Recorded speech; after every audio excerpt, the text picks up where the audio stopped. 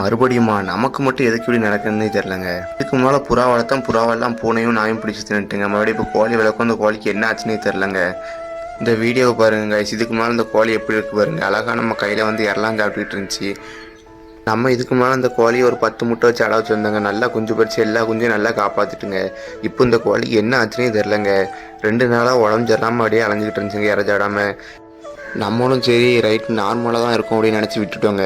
இப்போ தான் தெரியுது அந்த கோழியால் எந்திச்சு நடக்க கூட முடியலங்க, சாப்பிடவே மாட்டேங்குங்க. சரி இப்படியே விட்டா செத்து போயிடும், நம்மளுக்கு இதுக்கு என்ன ஆயிட்டுன்னு கூட தெரிலங்க. யாருக்காவது இதுக்கு என்ன மெடிசன் கொடுக்கலான்னு தெரிஞ்சால் கமெண்ட் பண்ணுங்க. சரி இந்த கோழிக்கு கொஞ்சம் இறை கொடுக்கும் அப்படின்ட்டு கம்பு எடுத்து கொடுக்கலான்னு பார்த்தோங்க. கம்பு தான் சரி கொஞ்சம் ஹெல்த்தியாக இருக்கும் அப்படிங்கிறதுக்காண்டி சாப்பிட மாட்டேன்ட்டுங்க. சரி வாயை திறந்து அப்படியே உள்ளே போட்டாச்சுங்க. அது சாட முன்னுட்டுங்க. சரி அப்படின்னு கொஞ்சம் கொஞ்சமாக போட்டாச்சுங்க. சரி அதுக்கு விற்கக்கூடாது அப்படிங்கிறதுக்காண்டி கொஞ்சம் தண்ணியும் கொடுத்தாச்சுங்க. கோழிக்கு என்ன ஆச்சு என்ன ப்ராப்ளம்னு ஒன்றும் தெரிலங்க. இந்த வீடியோ பார்க்குற யாருக்காட்டதுக்கு என்ன ப்ராப்ளம், என்ன மருந்து கொடுக்கலாம் அப்படின்னு தெரிஞ்சால் மறக்காமல் கமெண்ட்டில் சொல்லுங்க.